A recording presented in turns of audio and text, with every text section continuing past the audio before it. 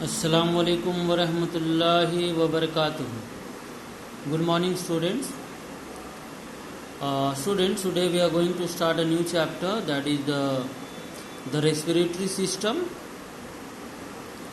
But before starting this chapter, I want to remind you that in the half yearly syllabus we had a chapter digestive system.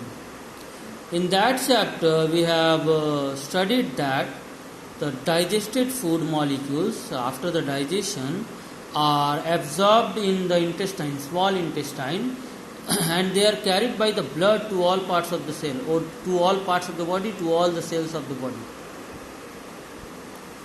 And there, in all the cells of the body, after reaching food molecules in the cell, the glucose, particularly glucose, is combined with oxygen. They combine with the glucose after reaching to the different cells of the body, combined with the oxygen and converted into carbon dioxide and water along with energy.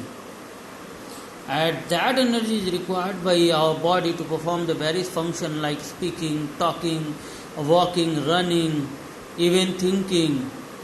Or if you are not doing anything, your internal body parts like brain, like heart, like kidney, all requires energy. So the process in which glucose combined with oxygen to form carbon dioxide and water with the release of energy is known as respiration. So what is respiration? The metabolic process of breakdown of glucose to produce energy, carbon dioxide and water in the presence of oxygen is known as respiration.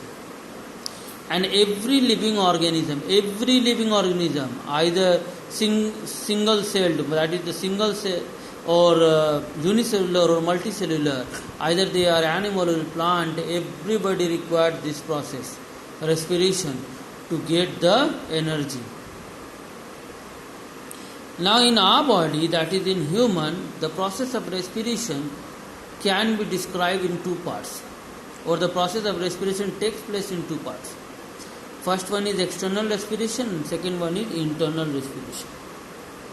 Student, the part of the respiratory process which takes place inside the cell, every cell, is called internal respiration or cellular respiration. And the part of the respiration that does not take place inside the cell, that takes place outside the cell biologically, inside our body but outside the cell, is called external respiration.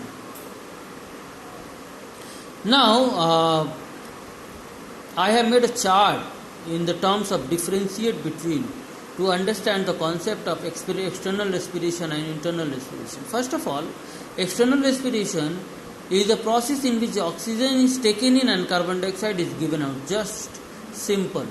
Means you are breathing in and you are breathing out. Breathing in, breathing out. Only this process, this physiological process or physical process is called external respiration. But internal respiration is a biochemical process which takes place inside the cell, where the oxygen combines with food is called internal respiration. As I already said to you, external respiration takes place outside the cell, but internal respiration takes place inside the cell. In external respiration, that means in breathing in and breathing out, सांस लेना सांस छोड़ना, so there is no release in energy, but in internal respiration the release of energy takes place after the burning of the food particles in the presence of oxygen. Now fourth one is that external respiration is also known as breathing, and the other name of the internal respiration is cellular respiration. Since it takes place inside the cell, that's why it's known as cellular respiration. And external respiration is also known as breathing.